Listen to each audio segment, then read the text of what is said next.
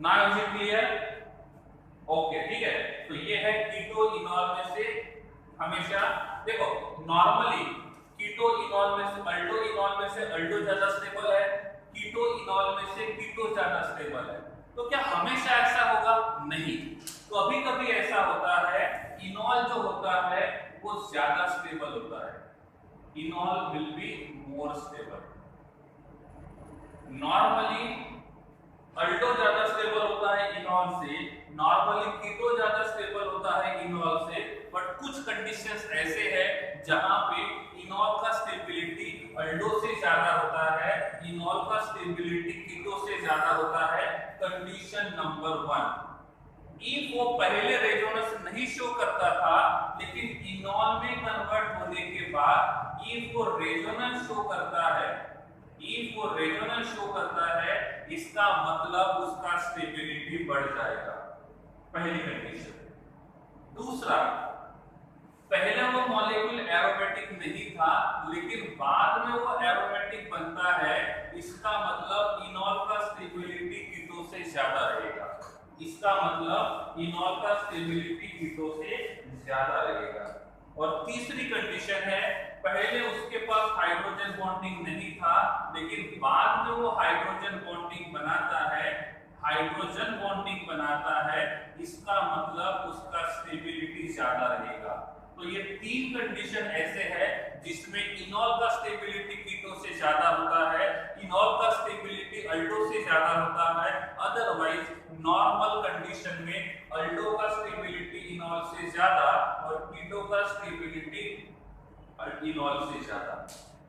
Example देखेंगे, clear हो जाएगा। मैं दो चार एग्जांपल लिख लेता हूं ताकि यहां पे जो मैंने बताया था ये आपको समझ में आ जाएगा। एग्जांपल नंबर 1, यहां पे जो मैं एग्जांपल लिखता हूं, CH3 attached to CH2 attached to C double bond O attached to H। यहां पे ये कीटो फॉर्म में है, कौन से फॉर्म में है? कीटो के फॉर्म में। और यहां पे ये जो कीटो के फॉर्म में है, इसका हमको क्या करना है? टॉटोमर बनाना है। तो इसका टॉटोमर क्या होगा? इसका टॉटोमर क्या होगा?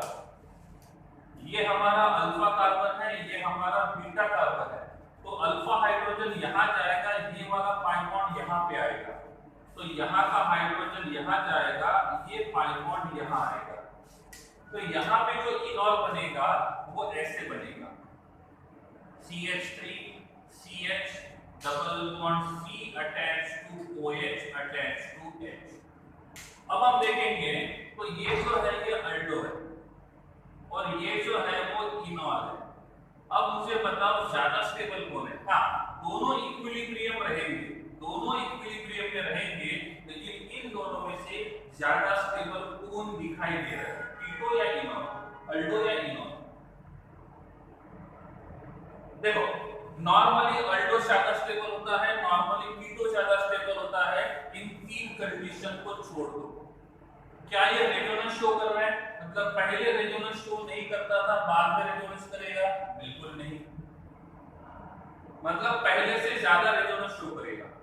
दूसरा, एरोमेटिक तो नहीं आएगा, हाइड्रोजन बॉन्डिंग नहीं आएगा, तो यहाँ पे अल्डो का स्टेबिलिटी ज्यादा रहेगा और इनॉल का स्टेबिलिटी कम रहेगा।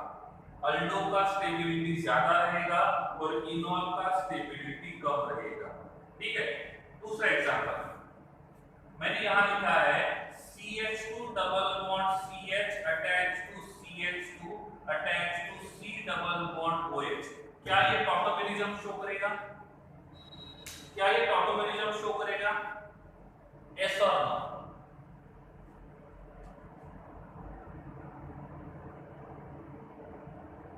टॉटोमेरिज्म शो करेगा नहीं करेगा? बना के दिखाओ टॉटोमेरिज्म क्या होगा।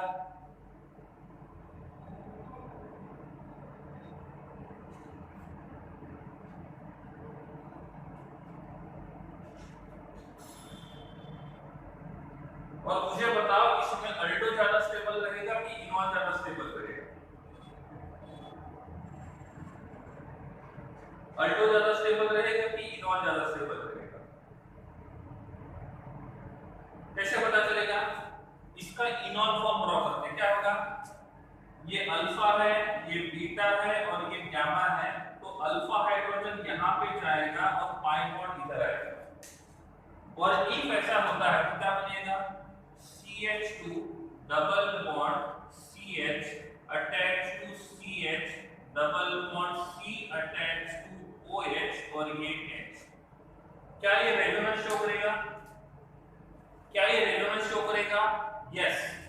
डबल बॉन्ड के नेक्स्ट वाले कार्बन से डबल बॉन्ड शुरू हो रहा है, इसका मतलब ये रेजोनेंस शो करेगा। और जब रेजोनेंस शो करता है तो इनॉल का स्टेबिलिटी ज्यादा होता है और इसीलिए यहाँ पे इनॉल जो रहेगा वो ज्यादा स्टेबल रहेगा कंपेयर टू अल्डो। नहीं समझा? अरे देखो ना, यहाँ पे डबल बॉन्ड के नेक्स्ट वाले कार्बन पे डबल बॉन्ड शुरू हो रहा है, इसका मतलब ये रेजोनेंस शो करेगा। और जब रेजोनेंस शो करता है तब इनॉल जो रहेगा वो ज्यादा स्टेबल रहेगा। इफ रेजोनेंस शो नहीं करेगा तो अल्डो ज्यादा स्टेबल रहेगा या तो कीटो ज्यादा स्टेबल रहेगा। ओके है?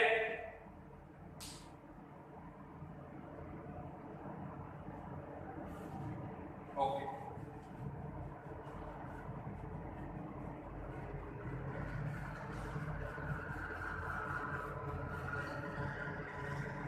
नेक्स्ट थिंग, सपोज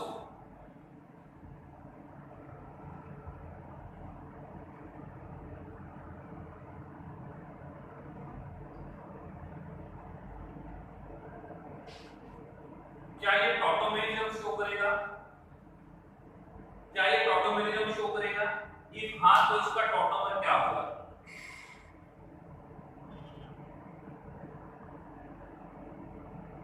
क्या ये टॉटोमेरिज्म शो करेगा?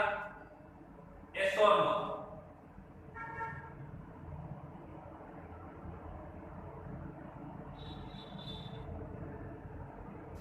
क्या ये मॉलिक्यूल टॉटोमेरिज्म शो करेगा या नहीं?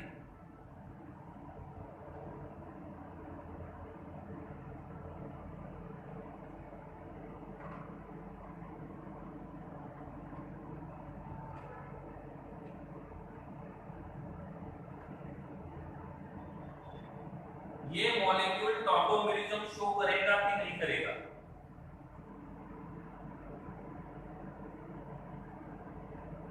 ओके ठीक है, चलो इसका टॉटोमर ड्रॉ करते हैं। ठीक है, कैसे पता चलेगा? यहाँ पे हाइड्रोजन है, यहाँ पे हाइड्रोजन है, यहाँ हाइड्रोजन है, यहाँ पे हाइड्रोजन है और इसके पास 2 हाइड्रोजन है।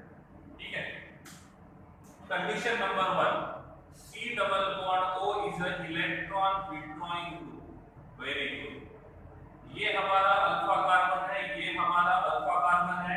इस अल्फा कार्बन का हाइब्रिडाइजेशन sp2 है और इस अल्फा कार्बन का हाइब्रिडाइजेशन sp3 है। ये वाला अल्फा कार्बन यूज नहीं कर सकते हैं, ये वाला अल्फा कार्बन यूज कर सकते हैं। अब क्या करेंगे? ये जो अल्फा हाइड्रोजन है वो इस कार्बन के ऊपर चले जाएगा, ऑक्सीजन के ऊपर, और ये डबल बॉन्ड यहाँ पे आ जाएगा। तो इसका इनॉल फॉर्म जो रहेगा वो क्या बनेगा? This is 6 number ring. यहाँ पे डबल बॉन्ड था, यहाँ पे डबल बॉन्ड था, यहाँ पे डबल बॉन्ड आएगा और यहाँ पे ये OH रहेगा। इसको हम लोग अल्डो बोले कि कीटो बोले? इसको हम लोग अल्डो बोले कि कीटो बोले? दिस इज अल्डो और कीटो, दिस वन। कीटो क्यों? क्योंकि यहाँ पे जो कार्बन है, इस कार्बन को 1 और 2 कार्बन अटैच्ड है, तो ये जो रहेगा ये कीटो फॉर्म में रहेगा। कौन से फॉर्म में रहेगा? कीटो फॉर्म में। अब इसकी बात करेंगे तो ये इनॉल के जैसा है, ये इनॉल के जैसा है। क्या लगता है कौन ज्यादा स्टेबल होना चाहिए? इन दोनों में से ज्यादा स्टेबल कौन होना चाहिए? कीटो होना चाहिए या इनॉल होना चाहिए, और क्यों? कोई बता सकता है? कीटो और इनॉल में से किसका स्टेबिलिटी ज्यादा रहेगा?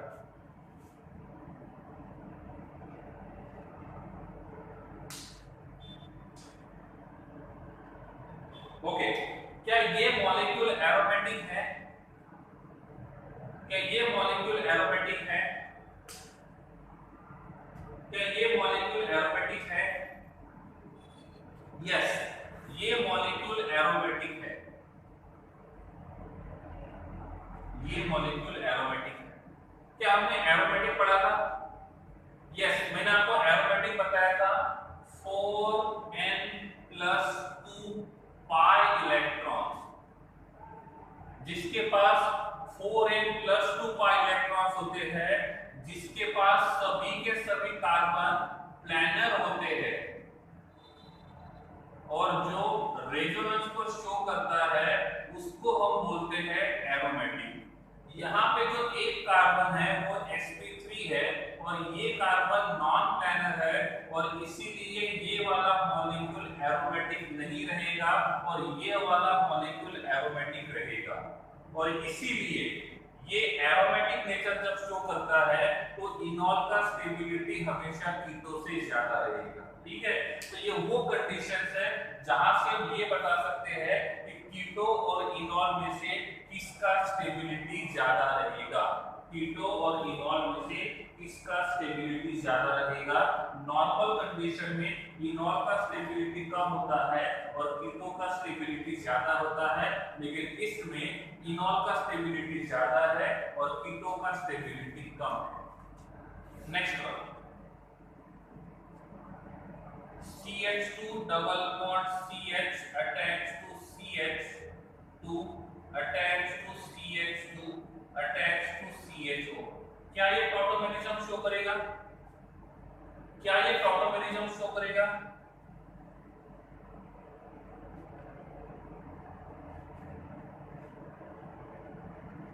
और यस, तो इसका टॉटोमेरिक स्ट्रक्चर क्या होगा?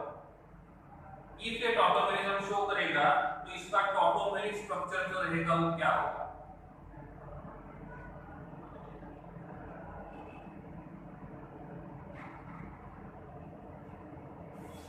क्या होगा? That should be CH2 double bond CH attached to CH2 attached to CH double bond CH attached to OH। तो ये रहेगा इसका टॉटोमेरिक स्ट्रक्चर। अब हम देखेंगे तो हमारे पास यहाँ पे अल्डो है और हमारे पास यहाँ पे इनॉल है। अब मुझे बताओ अल्डो और इनॉल में से ज्यादा स्टेबल कौन होगा? अल्डो और इनॉल में से ज्यादा स्टेबल कौन होगा? क्या लगता है? देखो, नॉर्मल कंडीशन में अल्डो ज्यादा स्टेबल होता है। ये तीन कंडीशन ऐसे हैं जहां पे अल्डो का स्टेबिलिटी कम होता है और कीटो का स्टेबिलिटी ज्यादा होता है। एक बार देख लो, इसी से पता चलेगा किसका स्टेबिलिटी ज्यादा रहेगा और किसका स्टेबिलिटी कम रहेगा। तो मेरे हिसाब से क्या ये रेजोनेंस शो कर रहा है? बिल्कुल नहीं। क्या ये एरोमेटिक बन सकता है? जी नहीं। क्या इसके पास H बॉन्डिंग है? जी नहीं। इसका मतलब इनॉल स्टेबल होने के लिए जो तीन कंडीशन होते हैं, तीनों में से एक भी कंडीशन यहाँ पे सेटिस्फाइड नहीं है और एक भी कंडीशन सेटिस्फाइड नहीं है। इसका मतलब यहाँ पे कीटो का स्टेबिलिटी कम होगा, मतलब कीटो का स्टेबिलिटी ज्यादा होगा और इनॉल का स्टेबिलिटी कम होगा। Is it clear? ठीक है, तो इसको हम बोलते हैं कीटो इनॉल टॉटोमेरिज्म। इसको हम बोलेंगे keto enol tautomerism. If keto enol tautomerism में कोई डाउट है तो पूछ लो जल्दी।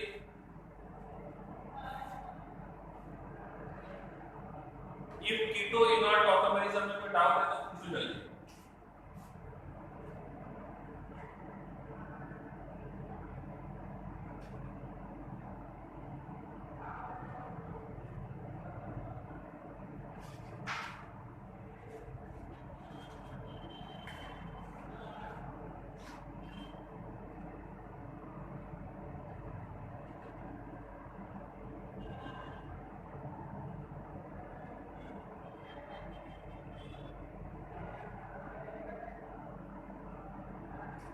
एच बॉन्डिंग वाला एग्जांपल करवाओगे? ठीक है, चलो ऋषभ, कीटो इनॉल में से कीटो ज्यादा स्टेबल, इनॉल और अल्डो में से अल्डो ज्यादा स्टेबल।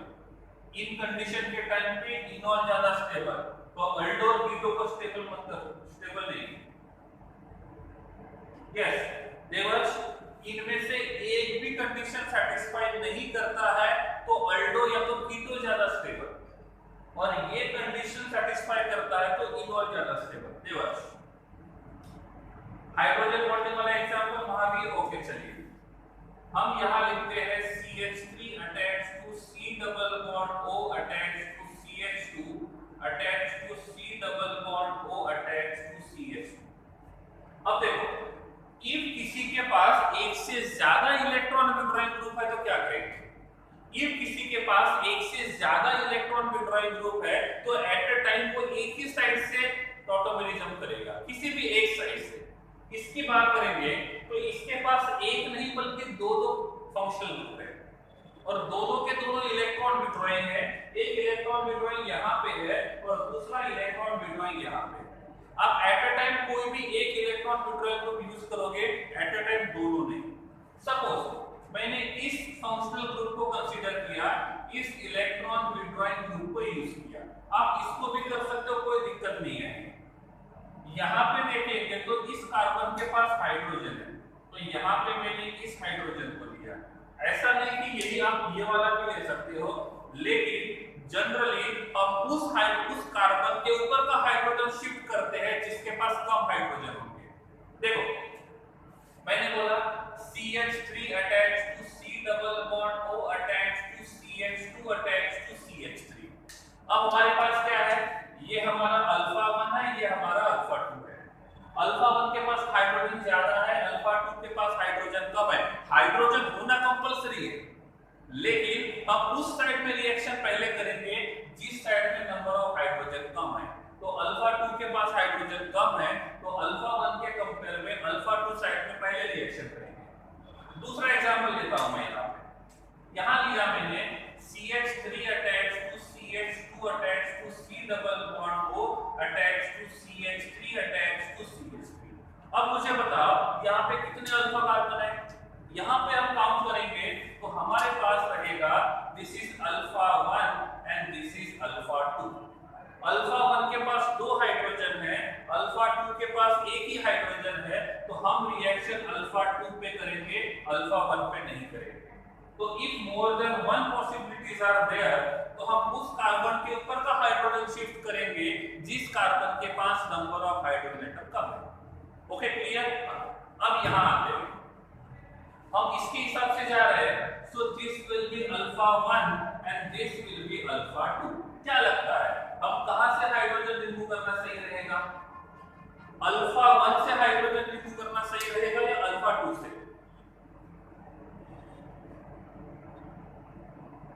अल्फा 2 से, क्यों? क्योंकि उसके पास नंबर ऑफ हाइड्रोजन एटम कम है। तो अब क्या करेंगे, ये हाइड्रोजन यहां शिफ्ट करेंगे और पाई बॉन्ड यहां शिफ्ट करेंगे। और इफ ऐसे होता है, देखो ये कार्बन का चेन है जिगजैग होता है, जिगजैग ऐसे। तो यहां रहेगा CH3 attached to C double bond O attached to CH, ये रहेगा double bond C attached to OH attached to CH3 ऐसे। अब क्या होगा, इसके पास एसिडिक हाइड्रोजन है और यहाँ पे स्ट्रॉन्ग इलेक्ट्रोनेगेटिव एटम है, और एसिडिक हाइड्रोजन और स्ट्रॉन्ग इलेक्ट्रोनेगेटिव के बीच में हाइड्रोजन बॉन्डिंग बनेगी। तो यहाँ पे ये जो कीटो फॉर्म है और यहाँ पे जो इनॉल फॉर्म है, इसमें से इनॉल फॉर्म का स्टेबिलिटी ज्यादा रहेगा और कीटो फॉर्म का स्टेबिलिटी कम रहेगा। महावीर क्लियर है? अब तो तीनों टाइप के एग्जांपल देख लिए, रेजोनेंस वाला भी देख लिया, एरोमेटिक वाला भी देख लिया और हाइड्रोजन बॉन्डिंग वाला एग्जांपल भी देख लिया। ठीक है महावीर, क्लियर नाउ?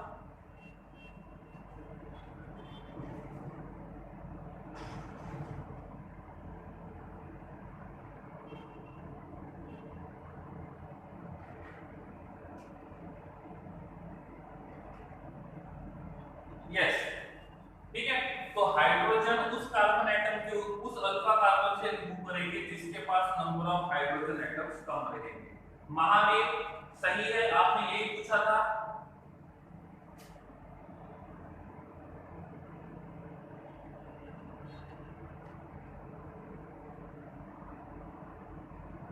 कौन सा लेना है? देखो दो पॉसिबल है, दोनों में से कोई भी एक यूज करो। ठीक है, अल्फा 1 अल्फा 2 में से अल्फा 2 इज इसके पास दो विड्रॉइंग ग्रुप होते हैं, ठीक है। उसके बाद ये एसिडिक हाइड्रोजन, ये स्ट्रॉन्ग इलेक्ट्रोनेगेटिव, इनके बीच में रहेगा एसिड हाइड्रोजन बॉन्ड, ठीक है। ओके ना, तो ये था हमारा टॉटोमेरिज्म, ये था हमारा टॉटोमेरिज्म।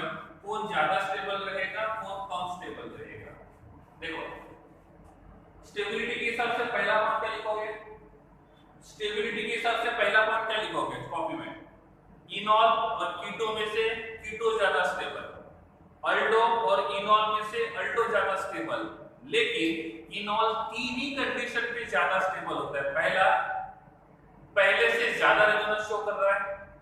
दूसरा, पहले वो एरोमेटिक नहीं था, बाद में वो एरोमेटिक बनेगा। और तीसरा, वो पहले वो हाइड्रोजन बॉन्डिंग नहीं बना रहा था, बाद में हाइड्रोजन बॉन्डिंग बनाएगा। तो टॉटोमेरिज्म के स्टेबिलिटी में तीन पॉइंट लिखोगे, 3 पॉइंट। पहला, अल्डो कीटो में से अल्डो स्टेबल, कीटो इनॉल में से कीटो स्टेबल।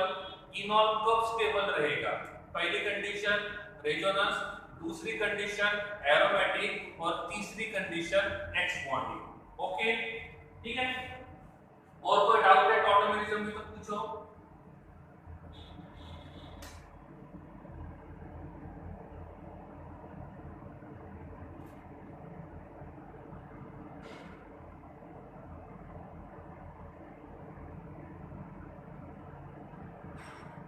ओके चलो आगे बढ़ते हैं। नेक्स्ट वाला जो टॉटोमेरिज्म आइसोमर है उसको बोलते हैं सिस ट्रांस। नेक्स्ट वाले को बोलते हैं सिस ट्रांस। क्वेश्चन ये आता है सिस ट्रांस कहां पॉसिबल है, सिस ट्रांस कहां पॉसिबल है। तो पहली कंडीशन, ये डबल बॉन्डेड एटम,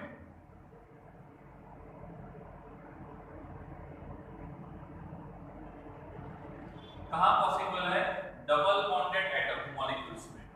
और दूसरा साइक्लिक मॉलिक्यूल में,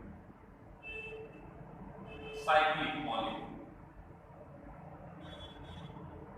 लेकिन कौन से साइक्लिक मॉलिक्यूल, सिंगल बॉन्डेड वाले। कौन से साइक्लिक मॉलिक्यूल, सिंगल बॉन्डेड वाले। ठीक है, क्लियर है। तो cis trans double bonded molecule में होगा और साइक्लिक मॉलिक्यूल में होगा। पहले मैं डबल बॉन्ड वाला शुरू करता हूं और जैसे डबल बॉन्ड खत्म हो जाएगा हम साइक्लिक मॉलिक्यूल को देखेंगे। ठीक है, अब देखो सिस ट्रांस में क्या होगा, कार्बन कार्बन के बीच में डबल बॉन्ड है, कार्बन कार्बन के बीच में डबल बॉन्ड है। ठीक है, इसमें ये जो डबल बॉन्डेड कार्बन एटम है, कोई भी डबल बॉन्डेड कार्बन एटम, ये 2 साइड्स फ्री है, यहां पे 2 साइड्स फ्री है। ये डबल बॉन्डेड कार्बन X है और ये डबल बॉन्डेड कार्बन Y है। तो कोई भी डबल बॉन्डेड कार्बन जो है उस पे 2 ग्रुप अटैच रहेंगे। एक ग्रुप को कहेंगे A और दूसरे ग्रुप को कहेंगे B। कोई भी डबल बॉन्डेड कार्बन, चाहे वो X से या तो Y हो, इफ किसी भी डबल बॉन्डेड कार्बन के ऊपर 2 ग्रुप अटैच्ड है और दोनों के दोनों ग्रुप सेम है, A इक्वल्स टू B का मतलब होता है दोनों के दोनों ग्रुप सेम है, तो ये सिस ट्रांस आइसोमेरिज्म शो नहीं करेगा। इफ ये दोनों के दोनों ग्रुप सेम नहीं है तो ये सिस ट्रांस आइसोमेरिज्म शो करेगा।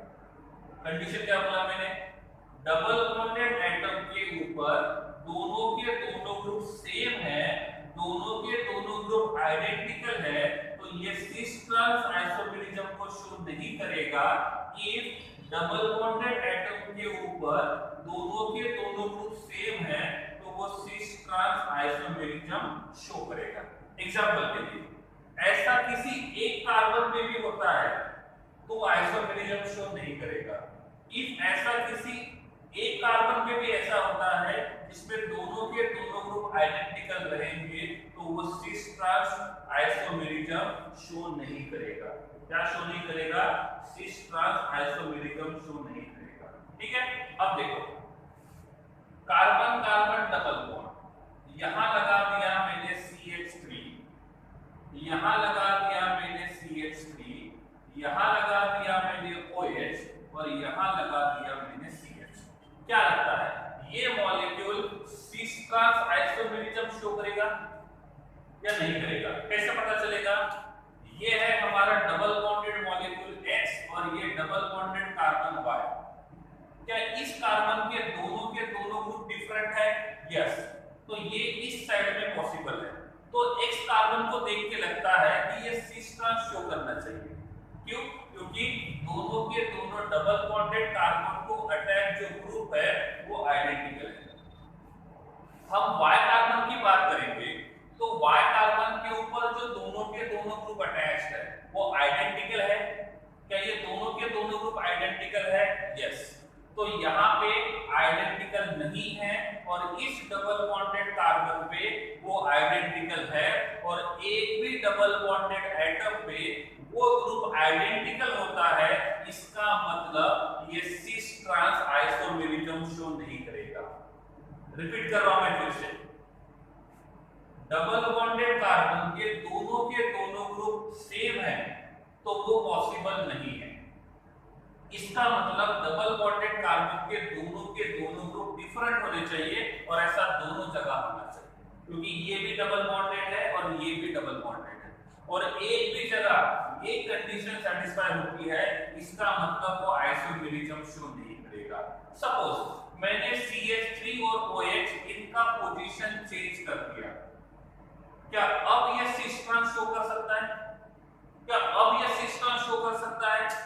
इस डबल बॉन्डेड कार्बन पे दोनों के दोनों ग्रुप डिफरेंट है, इस डबल बॉन्डेड कार्बन के दोनों ग्रुप डिफरेंट है, और इफ ऐसा होता है तो ये सिस ट्रांस आइसोमेरिज्म शो करेगा, ये सिस ट्रांस आइसोमेरिज्म शो करेगा।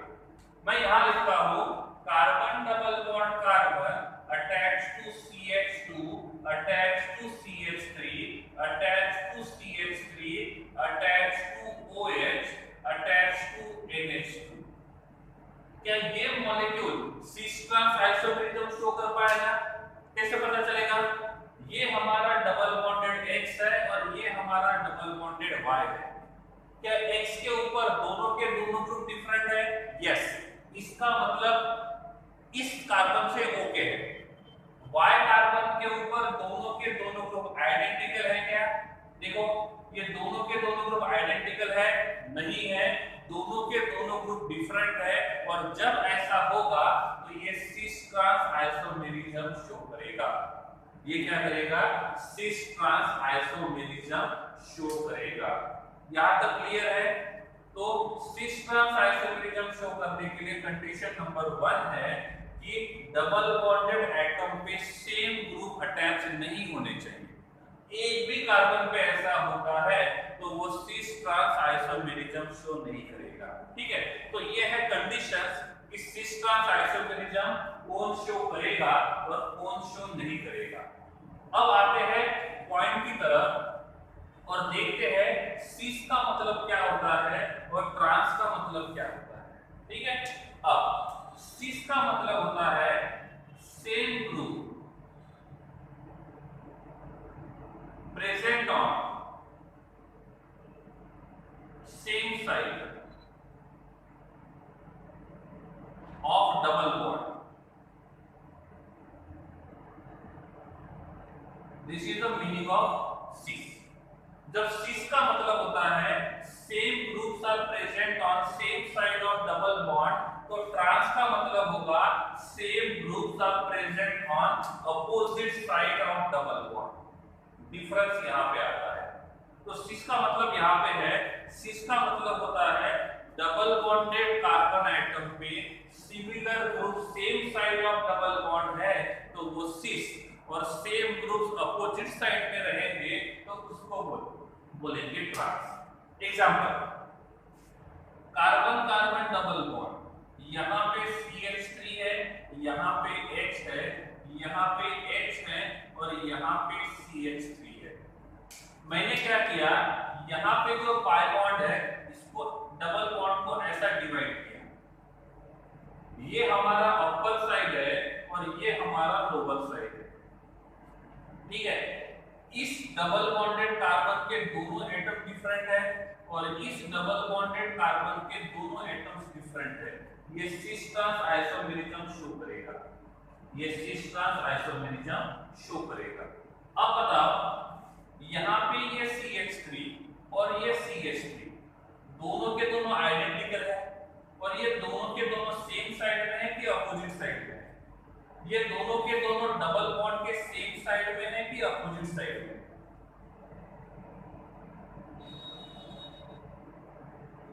Same side. अरे देखो ना, ये डबल बॉन्ड है, ये अपर साइड है, ये लोअर साइड है, तो दोनों के दोनों CH3 अपर साइड में है और दोनों के दोनों हाइड्रोजन लोअर साइड में है और दोनों के दोनों CH3 सेम साइड में है। इसका मतलब इस मॉलिक्यूल को बोलेंगे सिस मॉलिक्यूल, इस मॉलिक्यूल को बोलेंगे सिस मॉलिक्यूल। अब आप देखो, यहाँ पे हाइड्रोजन है और यहाँ पे हाइड्रोजन, ये दोनों के दोनों एटम सेम है और ये दोनों के दोनों सेम ग्रुप लोअर साइड में प्रेजेंट है। ये भी डबल बॉन्ड के लोअर साइड में और ये भी डबल बॉन्ड के लोअर साइड में। इसका मतलब ये इसके हिसाब से भी क्या रहेगा? सिस होगा। क्या होगा? सिस होगा। आप मुझे बताओ, ये वाला मॉलिक्यूल क्या होगा? सिस होगा कि ट्रांस होगा और किसके हिसाब से? ये मॉलिक्यूल सिस होगा कि ट्रांस होगा और किसके हिसाब से?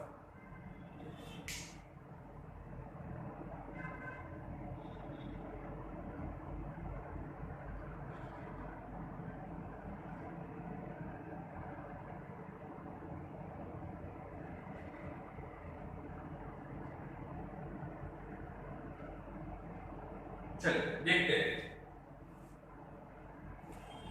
पहले आइडेंटिकल ग्रुप कौन से वो देखते हैं। यहाँ पे आइडेंटिकल CH3 है, ये इसके साथ सेम है और दोनों के दोनों सेम ग्रुप। देखो, ये वाला CH3 अपर साइड में है और ये वाला CH3 लोअर साइड में है। देखो, ये दोनों के दोनों आइडेंटिकल नहीं है। लिखा क्या है? Same group present on same side तो सिस। ठीक है, यहाँ पे ये सेम ग्रुप जो रहेगा वो अपोजिट साइड में है और सेम ग्रुप अपोजिट साइड में होगा, तो इसका मतलब ट्रांस होगा। इसका मतलब ट्रांस होगा। ठीक है, लेकिन ये ट्रांस किसके हिसाब से होगा? ये ट्रांस जो रहेगा वो CH3 के हिसाब से होगा। किसके हिसाब से होगा? CH3 के हिसाब से। तो ये CH3 के हिसाब से ट्रांस होना चाहिए। सपोज मैं यहां लिखता हूं कार्बन डबल बॉन्ड कार्बन, यहां पे है CH3, यहां पे है H, यहां पे है H और यहां पे रहेगा CH3। तो ये वाला मॉलिक्यूल सिस होगा कि ट्रांस और किसके हिसाब से? ये वाला मॉलिक्यूल सिस होगा कि ट्रांस और किसके हिसाब से?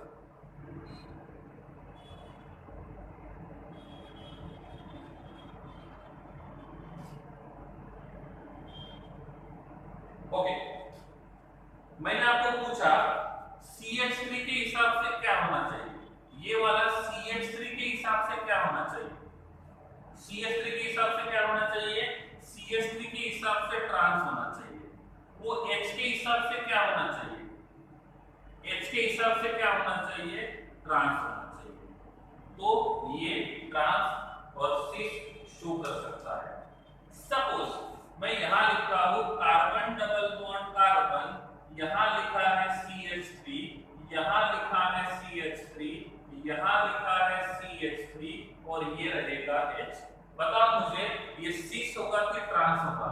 और होगा तो किसके हिसाब से? ये सिस होगा कि ट्रांस होगा और किसके हिसाब से?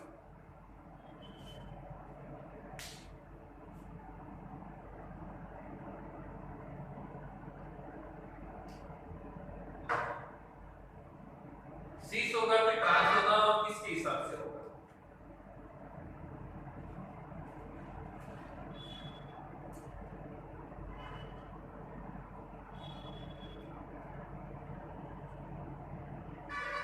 I am waiting for answer. ये सिस होगा कि ट्रांस होगा और किसके हिसाब से?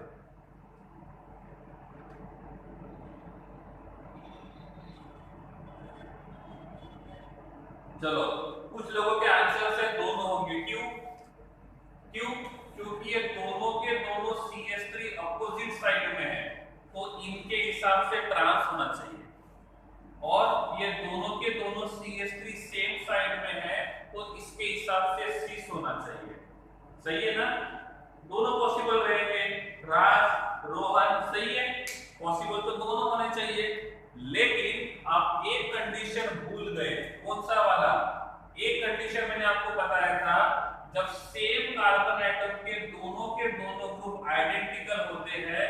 वो सिस ट्रांस आइसोमेरिज्म शो नहीं करेगा। सही है? क्या बोला था?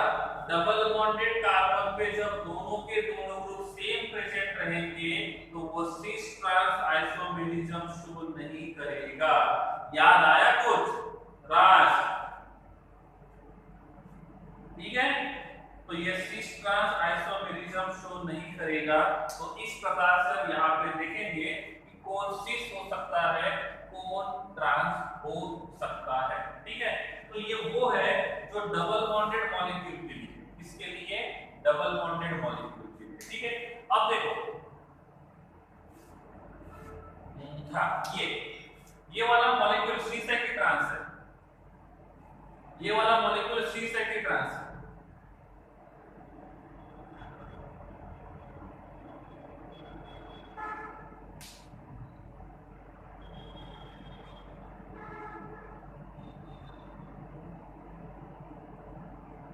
ओके, इसका आईयूपीएसी नेम क्या होगा?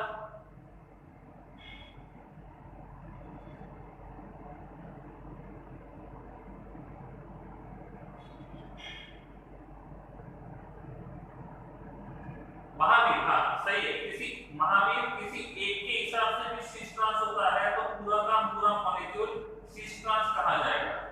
इस मॉलिक्यूल का आईयूपीएसी नेम क्या होगा? इस मॉलिक्यूल का आईयूपीएसी नेम क्या होगा? Select the longest continuous carbon chain. 1 2 3 4 चार कार्बन है तो इसका नाम रहेगा ब्यूट। सेकंड कार्बन पे डबल बॉन्ड है तो इसका नाम रहेगा ब्यूट डैश 2 डैश इन।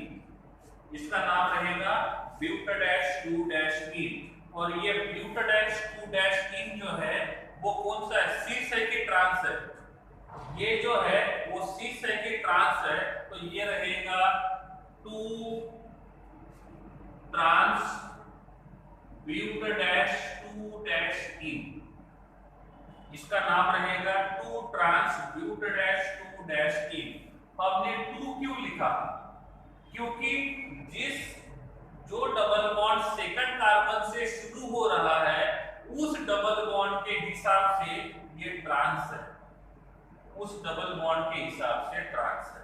तो सिस या ट्रांस के पहले उस कार्बन का नंबर लिखेंगे जिस कार्बन से वो डबल बॉन्ड शुरू हुआ था। क्या बोला मैंने? हम उस कार्बन का नंबर लिखेंगे जिस कार्बन से वो डबल बॉन्ड शुरू हुआ था। ठीक है, अब इस मॉलिक्यूल को चेंज करके मैं यहाँ पे थोड़ा सा इसका मॉडिफिकेशन करता हूँ और यहाँ लिखता हूँ CH3 अटैच टू CH2OH और यहाँ पे रहेगा CH3। इस मॉलिक्यूल का नाम क्या होगा? इस मॉलिक्यूल का नाम क्या होगा?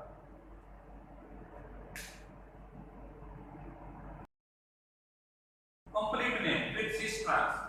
इसका पूरा नाम विद सिस ट्रांस, पूरा नाम।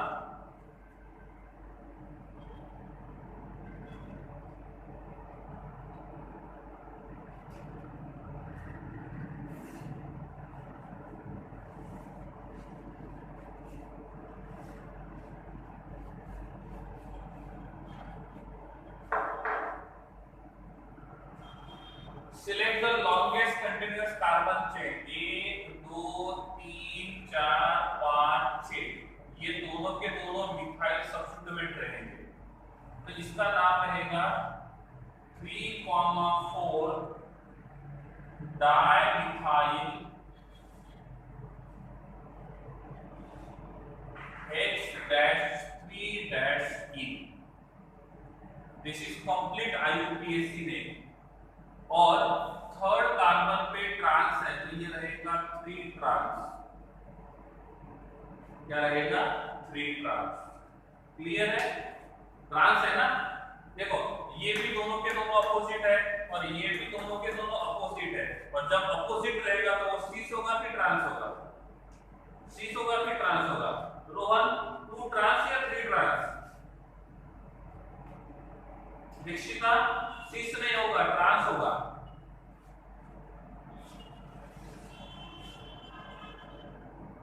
ठीक है, ओके हाँ 3 ट्रांस आएगा।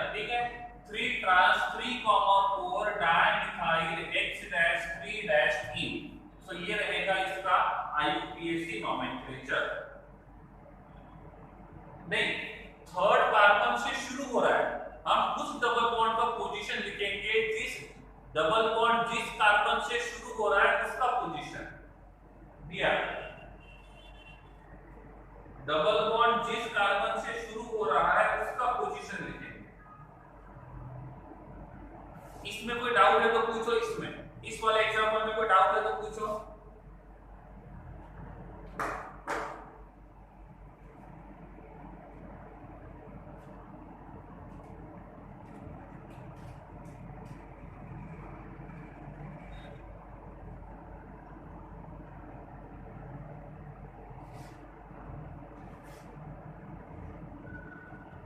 ओके ठीक है, तो हमने cis trans only double bond के लिए देखा है, साइक्लिक मॉलिक्यूल के लिए नहीं देखा है, ठीक है। तो साइक्लिक मॉलिक्यूल वाला जो रहेगा वो हम लोग कल देखेंगे, ठीक है। तो आज के लिए इतना ही, बाकी का पोर्शन हम लोग कल देखेंगे। Thank you.